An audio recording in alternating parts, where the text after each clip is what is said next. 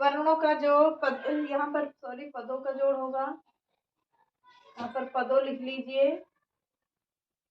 यहाँ पर क्या कह रहा है, दो वर्णों का जोड़। किसका जोड़, तो वर्णों का जोड़ क्या कहलाता है, वर्णों का जोड़ क्या कहलाता है, संधि कहलाता है। जोड़ दो प्रकार के होते हैं, तो शब्दों या पदों का जोड़ क्या कहलाता है, समास कहलाता है, और वर्णों का जोड़ क्या कहलाता है, संधि कहलाता है। तो क्या कह रहा है कि दो वर्णों का जोड़ क्या कहलाता है, संधि कहलाता है। और अब इसमें देखिए परिभाषा लिख लीजिए। पहली परिभाषा है, थोड़ा सा इसमें समझिएगा। प्रथम पद के अंतिम वर्ण एवं द्वितीय पद के प्रथम वर्ण वर्ण के योग को क्या कहते हैं, संधि कहते हैं। प्रथम पद के अंतिम वर्ण, क्या कह रहा है, अंतिम वर्ण एवं द्वितीय वर्ण के प्रथम वर्ण के योग को संधि कहते हैं। ये हो गई पहली परिभाषा। अब दूसरी परिभाषा विस्तार से देखिए। दूसरी परिभाषा में क्या कह रहा है, प्रथम पद के अंतिम वर्ण, प्रथम पद के अंतिम वर्ण एवं द्वितीय पद के प्रथम वर्ण, प्रथम पद के अंतिम वर्ण एवं द्वितीय पद के प्रथम वर्ण को क्या आपस में जोड़कर, क्या कह रहा है, आपस में जोड़कर एक नया वर्ण बनाने तथा उस नए वर्ण को दोनों पदों के बीच में रखकर फिर उन्हें जोड़कर एक नया शब्द बनाने की प्रक्रिया ही संधि कहलाती है। क्या कह रहा है, प्रथम पद के अंतिम वर्ण द्वितीय पद के प्रथम वर्ण को आपस में जोड़कर एक नया वर्ण बनाने तथा उस नए वर्ण को दोनों पदों के बीच में, क्या कह रहा है, दोनों पदों के बीच में रखकर फिर उन्हें जोड़कर, फिर उन्हें दोनों पद को बीच में रखेंगे, फिर उन्हें जोड़ेंगे तो एक नया शब्द बनाने की प्रक्रिया ही क्या कहलाती है, संधि कहलाती है।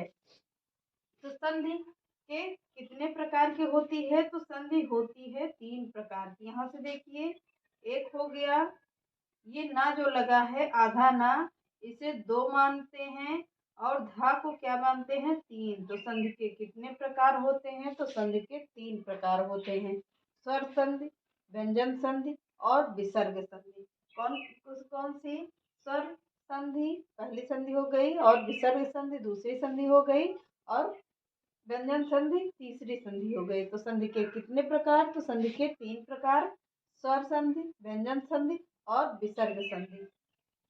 तो आगे देखिए स्वर संधि। स्वर संधि के कितने भेद, तो स्वर संधि के 5 भेद।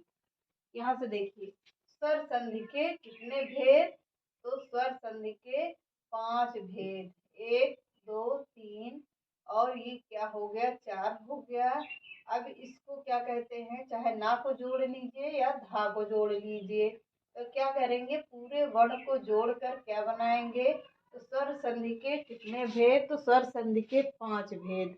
कौन कौन से, तो दीर्घ स्वर संधि, कौन सी संधि हो गई, पहली संधि दीर्घ स्वर संधि, दूसरी संधि क्या कहलाती है, वृद्धि स्वर संधि, और तीसरी संधि क्या कहलाती है, गुण स्वर संधि हो गई, और चौथी संधि क्या कहलाती है, यण संधि, और पांचवी संधि क्या कहलाएगी, अयादि स्वर संधि कहलाती है। तो यहाँ पर देखिए पहली हेडिंग डालिए दीर्घ स्वर संधि। जिसका सूत्र क्या है, अकः सवर्णे दीर्घ। अकः का अर्थ होता है अक प्रत्याहार, सवर्णे का अर्थ होता है समान वर्ण। क्या कह रहा है, अकः सवर्णे दीर्घ, दीर्घ संधि का सूत्र है। और क्या कह रहा है, अक का अर्थ होता है अक प्रत्याहार आएगा इसके अंतर्गत, और प्रत्याहार सवर्णे का अर्थ होता है समान स्वर आता है। अक प्रत्याहार समान स्वर आने पर उनका दीर्घ हो जाता है। अक प्रत्याहार समान स्वर आने पर उसका दीर्घ रूप हो जाता है। तो क्या कहते हैं, यहाँ पर देखिए सूत्र, इसका सूत्र देख लेते हैं। तो क्या कह रहा है यहाँ पर देखिए पहले से, अक का क्या, अक के अंतर्गत कौन कौन सा वर्ड आता है? आ आता है, ई आता है, ऊ आता है और ऋषि आता है। छोटा आ आएगा, छोटी ई आएगी, छोटी ऊ आएगा और छोटा ऋषि आएगा। और इसमें अगर मात्रा लगाने पर बड़ा आ बनता है और इसको जोड़ने पे क्या बनता है? समान वर्ण के अंतर्गत क्या होगा? तो समान वर्ण में क्या आएगा? आ, बड़ी, बड़ा आ, बड़ी ई, बड़ा ऊ और बड़ी ऋषि क्या कहलाते हैं? तो ये हो गए इसके अक के ऊपर वाले और नीचे हो गए क्या? समान वर्ण हो गए। अकः सवर्णे दीर्घ इसका सूत्र हो गया और इसका सूत्र क्या? विच्छेद ये हो गया। अब इसमें देखते हैं कि कौन कौन सा सूत्र इससे बनता है। दीर्घ संधि, स्वर संधि के अंतर्गत कौन कौन सी मात्रा लगी होती है। पढ़िए, एक विशेष आप लोगों के ट्रिक बताते हैं बढ़िया से। आ हो गया, आ से छोटे आ से क्या बना? बड़ा आ बना। फिर छोटे आ से क्या बना? बड़ा आ बना। दोनों सब मिलाकर क्या बनता है? तो आ, बड़ा आ तो एक ही बनेगा। यहाँ पर ऐसे तो नहीं होगा कि यहाँ पर बड़ा आ में 3 मात्रा लग जाएगी, नहीं। तीनों को सबको जोड़कर ही केवल एक ही आ निकलेगा, एक ही मात्रा लगेगी। कौन सी? बड़ा आ की मात्रा। तो यहाँ पर छोटी ई, बड़ी ई, छोटी ई, बड़ी ई सबको जोड़ने पर भी क्या बनती है? तो बड़ी ई की मात्रा निकलती है, अर्थात बड़ी ई बनती है। छोटा ऊ, बड़ा ऊ, छोटा ऊ, बड़ा ऊ और सबको मिलाकर क्या बना? बड़ा ऊ। ऐसा तो नहीं रहता कि इसमें 3 मात्रा जुड़ गई, ऐसे कि कोई शब्द ही नहीं बन गया। तो यहाँ पर देखिए कि यहाँ पर एक ही मात्रा लगेगी। अगर उसमें चाहे कितनी भी वर्ण विच्छेद हो जाए, लेकिन मात्रा क्या होगी? एक ही हमेशा लगती है। जैसे आ हो गया, ई हो गया, ऊ हो गया और ऋषि हो गया। तो यहाँ पर देखिए, छोटी ऋषि, बड़ी ऋषि, छोटी ऋषि और बड़ी ऋषि चारों को जोड़कर क्या बनता है? तो एक ही ऋषि बनेगी। यहाँ पर ये इसको, इस मात्रा को इसमें एक और जोड़ देते हैं, तो ये हो गया बड़ी ऋषि। बड़ी ऋषि हो गई। अब इसमें परिभाषा देख लीजिए। यदि, क्या कह रहा है? यदि, परिभाषा देखिए, यदि अक प्रत्याहार में वह उनके समान, क्या कह रहा है? वह उनके समान स्वर आपस में जुड़े हों, वह उनके समान आपस में जुड़े हों तो पुनः उसी से उनकी संधि कराई जाए, तो उसी से उनकी संधि कराई जाए तो उनका दीर्घ रूप हो जाता है। क्या कह रहा है? तो उनका दीर्घ रूप हो जाता है। तो देखिए, दीर्घ संधि पहचानने की एक बहुत अच्छी ट्रिक है। क्या है कि दीर्घ में देखिए, कहीं भी देखिए, अगर अगर आगे या पीछे कोई मात्रा नहीं लगी है और बीच में बड़ी एक मात्रा लग जाए तो वो हमेशा दीर्घ संधि कहलाती है। कौन सी संधि? दीर्घ संधि। हमेशा देखिए कि अगर अगल बगल छोटी मात्रा है और बीच में क्या है? बड़ी एक मात्रा लगी है, सॉरी, तो बीच में बड़ी एक मात्रा है, बड़ा आक मात्रा लगे है, तो हमेशा क्या कहलाता है? तो दीर्घ स्वर संधि होती है वहां पर। तो ये आप लोग हमेशा याद रखिएगा। तो क्या, तो यहाँ पर देखिए, विद्या प्लस आलय, क्या कह रहा है? विद्या प्लस आलय, विद्या, वी, क्या कह रहा है? दा, और यहाँ पे क्या निकल रहा है? या निकल रहा है। विद, आधा दा निकल रहा है और इसमें क्या लगा है? या निकल रहा है, या भी लगा हुआ है। तो यहाँ पर क्या लगेगा? और आ निकल रहा है, तो क्या बन रहा है? यहाँ पर बी, दा और या आ निकल रहा है, तो क्या हुआ? विद्या में इस दा से क्या कह रहा है? पूरे दा से, धा से निकल रहा है क्या? ये निकल रहा है, आधा दा और आधा या निकल रहा है। तो पूरा मिला, दोनों मिलाकर क्या हुआ? आधा दा इसमें लगा है और आधा या लगा है, फिर यह निकला धा, विद्यालय। शुद्ध बोला जाता है विद्यालय। तो यहाँ पर देखिए, दोनों का जोड़ कर क्या हुआ? आ बन गया। अब इसको विच्छेद कर दिए, विद्या प्लस आलय, यहाँ पर देखिए विद्या प्लस आलय क्या बना, विद्यालय बना। परम प्लस अर्थ परमार्थ क्या होगा, इसका विच्छेद क्या होगा, परम प्लस अर्थ परमार्थ। क्या कह रहा है इसमें, परम प्लस अर्थ, इसका विच्छेद क्या हुआ, परमार्थ। यहाँ पर देखिए, यहाँ पर देखिए ये मात्रा निकल रहा है, यहाँ पर देखिए, यहाँ पर हा में मात्रा बड़ा आग निकल रहा है, और यहाँ पर देखिए रा में बड़ी ई की मात्रा निकाल रही है, और धा में क्या निकल रहा है, बड़ा आग मात्रा निकल रहा है। तो हमेशा क्या कहलाता है, इसको पहचानने के एक टिप बढ़िया है। तो महाशय, महा प्लस आशय क्या कहलाया, महाशय हो गया। हरि प्लस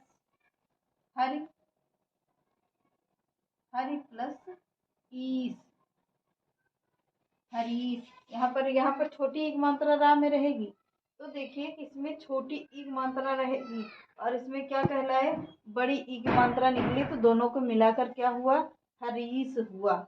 तो इसका हो गया छंद संधि विच्छेद हो गया। तो आगे आप लोग देखिए, इसमें 2-4 विच्छेद और कर लीजिए ताकि दिक्कत ना हो सके। उसको स्क्रीनशॉट ले लीजिए और लिखते रहिएगा। इतना हो गया, इतना हटा दे रहे हैं।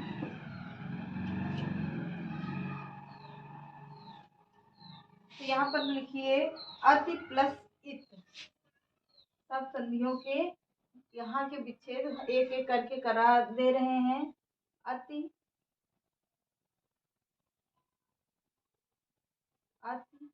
प्लस, सॉरी यहाँ पर देखते हैं, अतीत।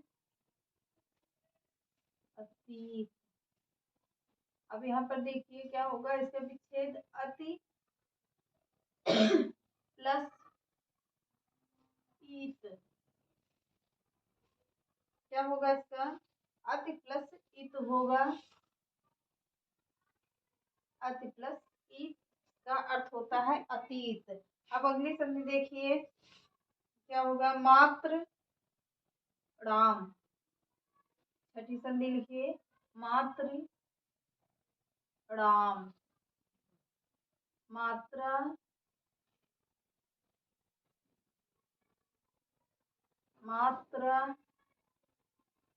प्लस क्या कह रहा है, मात्रा प्लस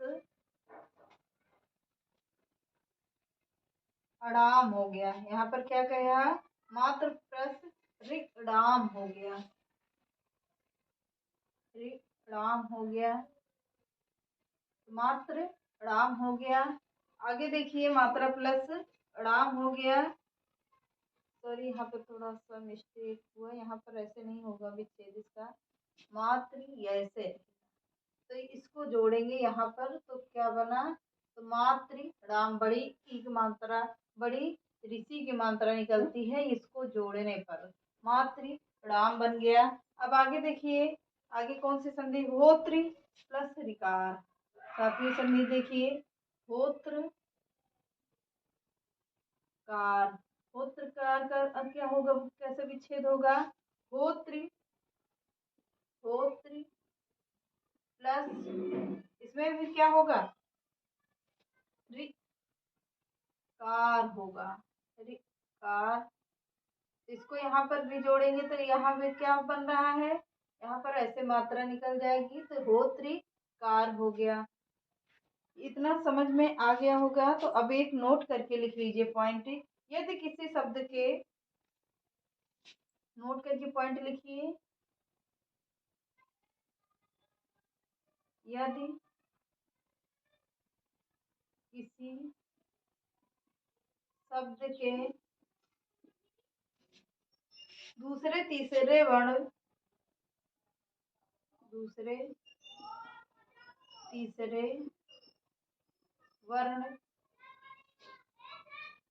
पर आए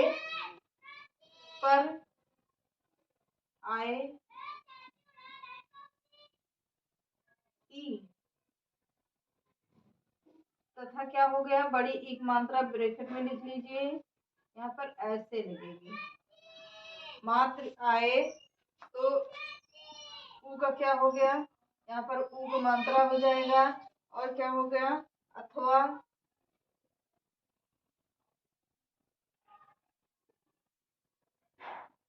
अथवा क्या होगा, ऋषि का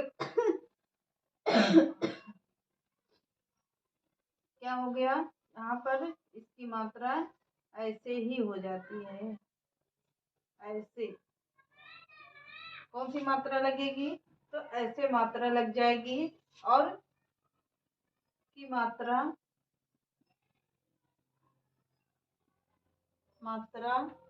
लगी हो तो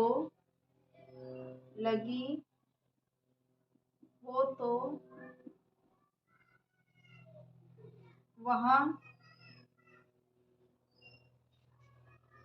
प्रायः दीर्घ होती है, वहाँ प्रायः दीर्घ स्वर संधि होता है, क्या होती है।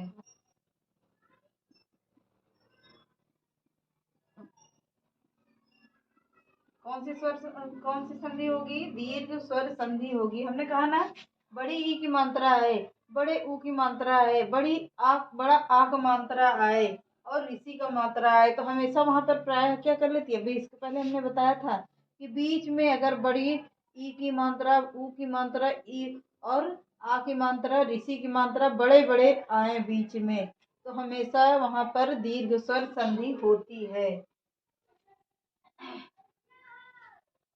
अब आगे लिखिए इसमें वृद्ध स्वर संधि। अब यहाँ पर हेडिंग डाल लीजिए, वृद्धि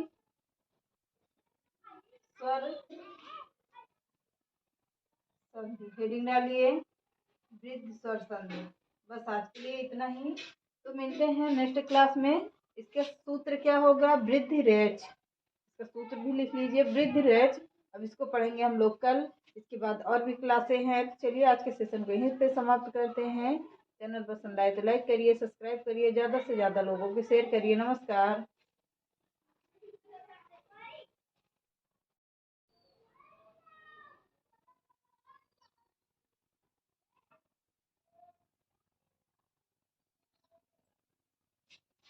हेलो दोस्तों, नमस्कार। आप सभी का स्वागत हमारे channel Hindi GS practice class by Hemlata में। तो हम लोग आज क्या पढ़ेंगे, संधि पढ़ेंगे। एक नया चैप्टर है, कारक खत्म हो गया है। तो पहले 2 दिन क्लास नहीं चल पाई थी, 2 दिन आप लोगों को वीडियो नहीं मिल पाया था, इसके लिए सॉरी। क्योंकि हम कहीं बाहर थे, वहाँ पे नेटवर्क की सुविधा नहीं थी, नेटवर्क बहुत कम रहता है। तो चलिए अब से हम लोग कंटिन्यू क्लास करेंगे। तो क्या कहते हैं कि आज क्या पढ़ेंगे, कारक खत्म हो गया है पूरी तरीके से, अच्छे से। आई होप कि आप लोगों को समझ में आ गया होगा। आज हम लोग एक नया चैप्टर पढ़ते हैं, क्या, संधि। संधि का अर्थ क्या होता है, तो संधि कहते किसे कहते हैं संधि।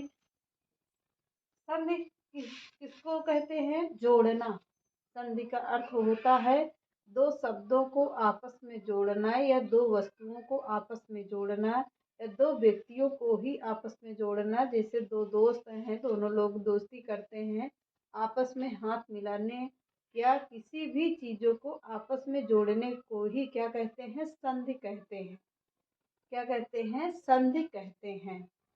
तो चलिए, किसका जोड़, अब क्वेश्चन करता है किसका जोड़, तो किसका जोड़ पूछता है, दो वर्णों का या दो शब्दों का जोड़ ही क्या कहलाता है, संधि कहलाता है। संधि का अर्थ क्या होता है, जोड़ना। बार बार दे बोल रहे हैं, संधि का अर्थ क्या होता है, तो जोड़ना होता है। तो चलिए, किसका जोड़ कह रहा है, क्वेश्चन क्या कह रहा है, तो किसका जोड़। यहाँ पर लिख दे रहे हैं छोटा सा संधि, तो देख लीजिएगा।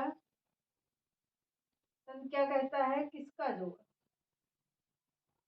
किसका जोड़ क्या कह रहा है, संधि का अर्थ होता है जोड़ना। फिर किसका जोड़ना,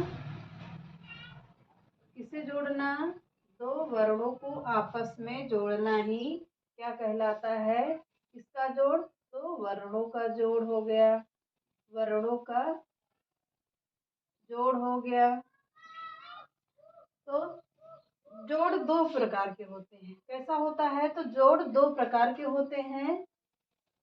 यहीं पे लिखते हैं, जोड़ दो प्रकार के होते हैं। प्रकार के होते हैं। साफ साफ लिख लीजिए, दो प्रकार के होते हैं। कैसा कैसा होता है? तो शब्दों या पदों का जोड़,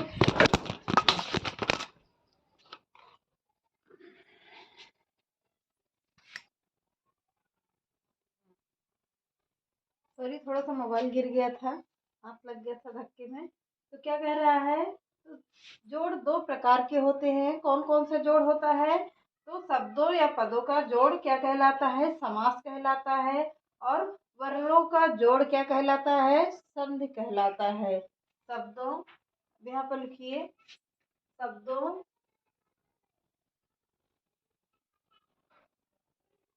शब्दों या वर्णों का जोड़, वर्णों का जोड़ क्या कहलाता है? समास कहलाता है। और क्या